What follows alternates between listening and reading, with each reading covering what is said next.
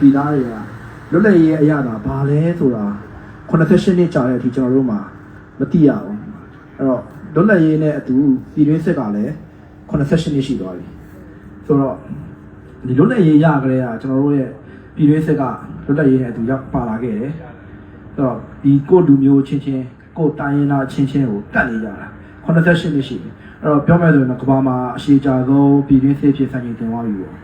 ဆိုတော့88နှစ်ကြာတဲ့အထိကျွန်တော်တို့မှာဘာဖြေထွက်လဲဆိုတော့လူတွေပဲတည်တယ်ကျွန်တော်တို့လူစွမ်းအရင်းမြစ်တွေပဲကုန်သွားတယ်ဘာဖြေမှမထွက်မလာဘူးဆိုတော့ဒီစစ်အုပ်စုကတိုင်းပြည်ကို1962ကနေစပြီးတော့ကျွန်တော်တိုင်းပြည်ကိုအာဏာသိမ်းခဲ့တယ်ဆိုတော့အဲ့ဒီအချိန်ကနေစပြီးတော့ကျွန်တော်တို့တိုင်းပြည်မှာ Federal ရေးလည်းမရှိဘူးကျွန်တော်တို့တိုင်းရင်းသားလူမျိုးစုအခွင့်အရေးတွေလည်းမရှိဘူးပြည်သူတွေရဲ့ civil right democracy ဆိုတာလည်းမရှိရဘူးအဲ့တော့တိုင်းပြည်ကဘာဖြစ်သွားလဲဆိုတော့တိုင်းပြည်ကဒီဗြိတိရှလက်အောက်ကလွတ်တဲ့အချိန်မှာတော့ဒီဗြိတိရှရဲ့အုပ်ချုပ်မှုအရှိန်လေးနဲ့ကျွန်တော်တို့ကအာရှမှာနည်းနည်းလူရဝင်လာပေါ့ဗျာအဲ့တော့အဲ့ဒီအာဏာသိမ်းတဲ့အချိန်ကနေစပြီးတော့ကျွန်တော်တို့တိုင်းပြည်ကဖြည်းဖြည်းဆုတ်ပြတ်လာခဲ့တာ1989ခုနှစ်ဝန်းကျင်မှာကျွန်တော်တို့တိုင်းပြည်ကကမ္ဘာအစင်းရဲဆုံးနိုင်ငံကိုရောက်ရှိသွားတယ်1988မှာတိုင်းပြည်လူတွေကမချင်တဲ့လို့အုံကြွပြီးတော့ကျွန်တော်တို့အာဏာရှင်နေဝင်းမဆလာအစိုးရကိုဆန့်ကျင်ခဲ့ရတယ်ဒါပေမဲ့ဒီကျွန်တော်တို့ဗမာပြည်ကထူးဆန်းတာတော့ကမ္ဘာရဲ့ရေးခင်းတွေ wave တွေမှာကျွန်တော်တို့ကအမြဲတမ်းပါဝင်ခဲ့တယ်အဲ့တော့ဒီစိတ်တိုင်ပွဲမပြီးဆုံးခင်ကာလမှာကျွန်တော်တို့ဗမာပြည်မှာဒီ88ရေးတော့စဖြစ်တယ်ဆိုတော့ကျွန်တော်တို့ဒီတိုင်ရမယ်ရေးခင်းက89ခုနှစ်မှာဖြစ်တယ်ဘာလင်တိုင်းက89မှာပြိုကျတယ်ဆိုလို့ရှိရင်ကျွန်တော်တို့တိုင်းပြည်88တစ်နှစ်တောင်ဆော်တယ်တို့ထက်ဒါပေမဲ့ကျွန်တော်တို့တိုင်းပြည်အခုချိန်ထိကိုကျွန်တော်တို့တိုင်းပြည်ပြည်ရင်းစစ်နဲ့နဘန်းလုံးနေလို့အဲ့ဒါဘာကြောင့်လဲဆိုတော့ဒီစစ်အုပ်စုကတိုင်းပြည်အာဏာကိုဘယ်တော့မှမဆုတ်လို့ချင်သူတို့ကဒီတိုင်းပြည်ရဲ့ရတဲ့တရားသာတွေကိုသူတို့ကလက်ဝဲကြီးအုပ်ချင်တယ်ကျွန်တော်လူမျိုးစုတွေအခွင့်အရေးလူတွေရဲ့လူသားတွေလူပြည်သူပြည်သားတွေရဲ့အခွင့်အရေးဒန်းလူအခွင့်အရေးကိုဘာမှမပေးချင်ဘူးအာဏာကိုဒန်းသူတို့လက်ထက်မှာစုပ်ကင်ပြီးတော့ဒီအာဏာလည်းပဲသူတို့ကပတ်စံရှာတယ်သူတို့ဆွေမျိုးသားချင်းကောင်းစားအောင်လုပ်တယ် nepotism ပေါ့နော်သူတို့နဲ့ကောင်းသူတို့နဲ့ပတ်သက်တဲ့လူတွေသူတို့ရဲ့ဝန်ထမ်းတွေတော့ခင်ဗျားတို့ဒီတန်ရောလူတွေအပါပေါ့ဗျာဒီလူတွေလက်ကဆုပ်စာလူပဲကောင်းစားပါတယ်တိုင်းပြည်ကဘာဖြစ်လဲဆိုတော့ယောက်ျားလေးဆိုလို့ရှိရင်ရွေရောက်တဲ့ကပြည်ပထွက်အလုပ်လုပ်ကြတယ်နော်ဒီပြည်ထဲမှာလုပ်လို့ရှိရင်ကျွန်တော်တို့ဒီဘောမစားရင်စားမစားလို့ရှိရင်လိန်စားခိုးစားတော့လေလို့ဘာမှဒီကျွန်တော်တို့မှာအခွင့်အရေးဆိုတာမရှိဘူးမိန်းကလေးဆိုလည်းထုံကြီး၎င်းပဲဘာမှကျွန်တော်တို့မှာတိုင်းပြည်မှာထွက်တာအိမ်ပေါ်နဲ့နိုင်ငံခြားမှာလှုပ်ထွက်လုပ်ရတဲ့လူတွေဒါပဲကျွန်တော်တို့မှာတိုင်းပြည်ကတာမန်လူတန်းသားတွေကရှိတော့ဆိုတော့လက်တဆုပ်ကလူစုကကောင်းစားပြီးတော့ကျွန်တော်တို့ဒီပြည်သူအများစုကဆင်းရဲဒုက္ခရောက်နေကြတယ်နော်ဒီဦးသိန်းစိန်နဲ့ဒေါ်ဆန်းစုကြည်10နှစ်လောက်ပါပဲလူတွေကနည်းနည်းလေးknowledge လေးမရှိတာဒါပေမဲ့အဲ့ဒါလည်းဒီမင်းအောင်လာရဲ့သူ့ရဲ့အာဏာယူလောဘကြောင့်တိုင်းပြည်ကတခါပြန်ပြီးတော့ကျွန်တော်ကြောက်ထဲကိုပြန်ကြတယ်စစ်တပ်ကအခါကျွန်တော်တိုင်းပြည်ကိုကြောက်ထဲကိုကန်ချနေတာနော်60နှစ်မှာကန်ချတယ်88မှာလည်းတခါကန်ချတယ်အခု2021မှာလည်းတခါကန်ချတယ်အဲ့တော့ကျွန်တော်တို့လူထုကဒီ2021ကကျွန်တော်တို့လူထုအားလုံးကအသိဉာဏ်ပညာပွင့်လင်းလာတဲ့ခါကျတော့မရဘူးငါတို့ပြန်ချမှရမယ်ဒီတိုင်းဆိုလို့ရှိရင်ငါတို့တိုင်းပြည်ကကျွန်တော်တို့နန်းနန်းသူမှမဟုတ်ဘူးဆိုတော့တိုင်းတူပြည်သားတွေကရနော်နီလန်နောက်ဆုံး option ဘာမှမရှိလို့ကျွန်တော်တို့ကရတဲ့နည်းနဲ့ပြန်ပြီးတော့ဒီစစ်အာဏာရှင်တော်လှန်ရတယ်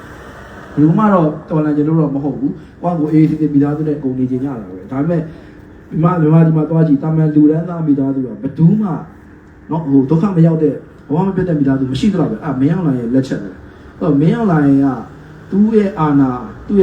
ာဏာလောဘသောကိုတိုက်ပြီးတော့တိုင်းပြည်ကိုကျွန်တော်တို့ဒီစင်ရဲတဲ့နဲ့ကိုတွန်းချတယ်ဟုတ်လားတိုင်းပြည်ကိုပြီးတော့လည်းတွင်းတယ်လူတွေကိုနေ့စဉ်တက်တယ်နော်ဖမ်းတယ်ဒီຢာတွေကိုမီးရှို့တယ်သူ့ရဲ့နော်သူ့ရဲ့အချုပ်မှုမခံလို့တဲ့ဆက်ကျင်တဲ့လူတွေကိုတက်တယ်မီးရှို့တယ်နော်ဒီအမျိုးတို့ကိုလူမျိုးချင်းတွေကိုပြန်တက်တယ်နောက်ဆုံးဒီမင်းအောင်လာရဲ့ဒီသူ့ရဲ့စစ်တပ်က corruption ကရှိတဲ့ခါကျတော့ဘလုံးကသူကဒီမတိုက်နိုင်တော့တဲ့ခါကျတော့ဒီပြည်သူတွေကိုသူရှုံးကန်နေကြတော့ဘာလုပ်လဲဆိုတော့သူတရုတ်ကိုတွားပြီးဒူးထောက်လိုက်တယ်ဆိုတော့ကျွန်တော်တို့ဗမာနိုင်ငံက began the colony of China we began the colony of China တရုတ်ရဲ့ colony ဖြစ်နေပြီကျွန်တော်တို့ကတရုတ်ကြုံဖြစ်နေပြီဟုတ်လားအဲ့တော့ဒီတရုတ်တွေရဲ့ခြေလည်မှုကိုခံပြီးတော့ဟလာကျွန်တော်တို့အခုရေကောက်ပွဲဆိုတာလည်းတရုတ်လိုကြတရုတ်ရေးတဲ့ဒီ narrative ပဲဆိုတော့တရုတ်ကဒီရေကောက်ပွဲကိုဟန်ပြလို့မင်းတို့ legitimacy ပေးမယ်ဆိုတော့ဒီစံညွှန်းတိုင်းလာတာပဲဆိုတော့လူလူကမင်းအောင်လိုက်ရလည်းမကြိုက်ဘူးရေကောက်ပွဲဆိုတာရှိလို့ရှိမှတော့မသိတာ တော့လူတွေကိုချင်းချောက်ပြီးတော့မဲထည့်ခိုင်းတယ်ဟာဒီမဲလာမပေးလို့ရှိရင်စစ်မှုထမ်းနဲ့ပို့မယ်လို့တော့ပြပထွက်ခွင့်မရဘူးဆိုတော့ချင်းချောက်မှုတွေနဲ့လိုက်ပြီးတော့လူတွေကိုအချက်ကန်ပြီးတော့ဒီတိုးချုံမှုရှိတဲ့လူတွေကိုဒုက္ခပေးတယ်ဆိုတော့ဒါပေမဲ့လူတွေကဒီကောက်ကိုစိတ်ဝင်စားဘူးနော်ကျွန်တော်တို့ဒီကောက်ပွဲဆိုတာလေတော်တော်ရုပ်ပြက်ဆင်းပြနိုင်ပါတယ်တော့သူတို့ဒီကောက်ပွဲမှာအခုလုပ်တဲ့ရွေးကောက်ပွဲအတူရောက်မှာမဲလာပေးတဲ့လူကကျွန်တော်တို့အရင်တော့မဲလာပေးတဲ့လူရဲ့20% တော့မရှိပါဘူးဆိုတော့ဒီလိုမျိုးတွေဖြစ်နေတဲ့တိုင်းပြည်အခြေအနေမှာခင်ဗျားတို့ဒီလိုပဲဒီဥစ္စာတိုင်းပြည်ကိုဒီဥစ္စာဆွဲပြီးတော့တရုတ်ကြုံလုပ်ပြီးတော့တက်လုံးဒီလိုပဲနေကြတော့မှာလားတိုင်းပြည်မှာဘာမှမျှော်လင့်ချက်မရှိတော့ဘူးဆိုတော့တရုတ်ကလည်းသူ့ရဲ့ဒီ viewer ရသူကတော့ဘာပြီးသူ့ရဲ့ကိုလိုနီရောလုပ်ပါတယ်ဆိုတော့ကျွန်တော်တို့တိုင်းပြည်ကနေထိုင်နေဟိုတရုတ်ရဲ့ဂျွန်တပေါက်ဘွားရောက်တယ်တရုတ်ဂျွန်တပေါက်ဘွားကနေပြီးတော့ကျွန်တော်တို့ဘယ်တော့မှကျွန်တော်လွတ်မှာမဟုတ်တော့ဘူးတရုတ်တင်းလာတဲ့နိုင်ငံတွေရှိတယ်တိဘက်ရှိတယ်ရှင်ကျန်းရှိတယ်တရုတ်ကဒီထိုင်ဝမ်ကိုလည်းသူကတင်းကျင်တယ်ဆိုတော့ဗမာပြည်ကလည်းသူတို့ရဲ့မဟာဗျူဟာရနေရာတစ်ခုပဲဆိုတော့မင်းအောင်လိုင်ကသူ့ရဲ့အာဏာလောဘနဲ့တိုင်းပြည်ကိုတရုတ်လည်းထိုးဝက်လိုက်တဲ့အခါကျတော့ကျွန်တော်တို့တွေကတရုတ်ရဲ့ကြောနေထိုင်ရဖြစ်သွားအောင်ဆိုတော့ပြောချင်တာကျွန်တော်တို့လူတွေကကိုလွတ်လပ်ခွင့်နဲ့ကိုလွတ်လပ်ရေးကိုရပြီးတော့အေးအေးဆေးဆေးနဲ့ကိုတိုင်းပြည်ကိုနေချင်ကြတယ်ဆိုတော့ကိုလွတ်လပ်ခွင့်ကိုရဲ့ right ကိုကလိုချင်လို့ကျွန်တော်တို့ကတော်လှန်နေကြတာဆိုတော့ဒီတော်လှန်ရေးကမင်းအောင်လိုက်နောက်ဆုံးအခုမင်းအောင်လိုက်တက်80ရှိလို့ဗျမင်းအောင်လိုက်နောက်တဲ့နေလာ10နှစ်ပေါ့ဒါပေမဲ့သူ့ရဲ့ဒီနေဖိုင်ခွင့်ဒီ10နှစ်အတိုင်းတာဆိုတိုင်းပြည်ကိုတရုတ်လက်ထဲထိုးကြောင်းတာခင်ဗျားတို့ခံမလားခင်ဗျားတို့ဒီလိုပဲငုံခံမလားခင်ဗျားတို့သားစဉ်မြေးဆက်ဒီလိုပဲကြုံခံမဲ့ပေါ့ခင်ဗျားတို့ရွေးမလားတော့ခင်ဗျားတို့စဉ်းစားကြခင်ဗျားတို့အသိဉာဏ်ရှိခင်ဗျားတို့စဉ်းစားကြတော့ဒါပဲပြောချင်တယ်တော်လန်ရေးကဆက်ရှိမှာကျွန်တော်တို့ကမပြီးမချင်းတိုင်ပါမအောင်မချင်းတိုင်ပါဆိုတော့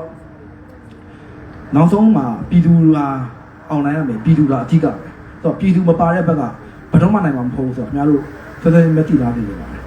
ရေးတော်ဘုံအောင်ရမည်ရေးတော်ဘုံအောင်နေပြီရေးတော်ဘုံအောင်ရမည်ဆက်လက်တိုက်ပွဲဝင်နေအောင်ရမည်ကျေးဇူးတင်ပါတယ်